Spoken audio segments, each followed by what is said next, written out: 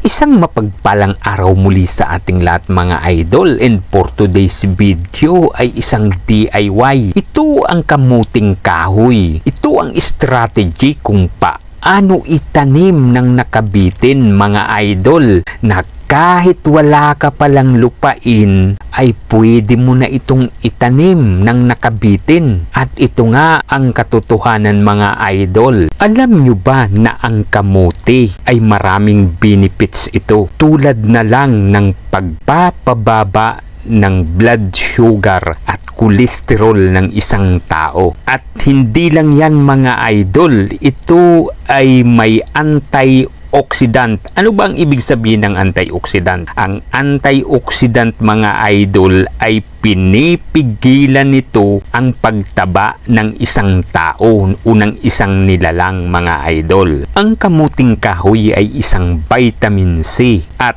hindi lang yan mga idol, ito talaga ang pambihira dito sa kamote. Dahil pagka lagi kang kumakain ng kamote, lalo na yung talbos ng kamote, ay pinipigilan ito mga idol ang pagtanda ng isang tao.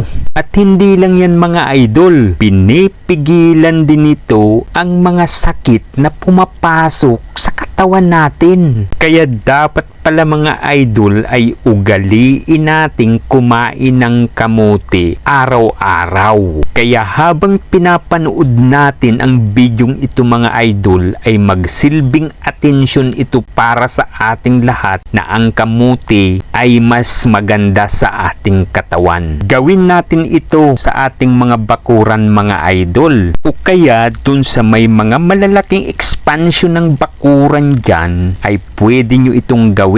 At ganito ang disenyo. At tingnan nyo mga idol, ang ilalim pala nito ay pwede mong gawing pasyalan o pwede mong gawing karenderiya o restaurant sa ilalim. Napaka-talented ng ideyang ito mga idol, kasi nagsisilbing attraction yung mga kamuting kahoy na nakikita natin. At yung mga dahon nito ay inaabsorb nila ang init, kaya nagiging press na press ang ilalim nito mga idol. Ang bidyong ito mga idol ay galing pa ng ibang bansa, at dito sa atin sa Pilipinas ay wala pang gumawa nito para subukan kung gaano nga ba at paano gumawa ng ganitong teknik ng pagtatanim ng kamuting kahoy. Napakagandang tingnan ng mga kamuting kahoy na ito dahil hitik na hitik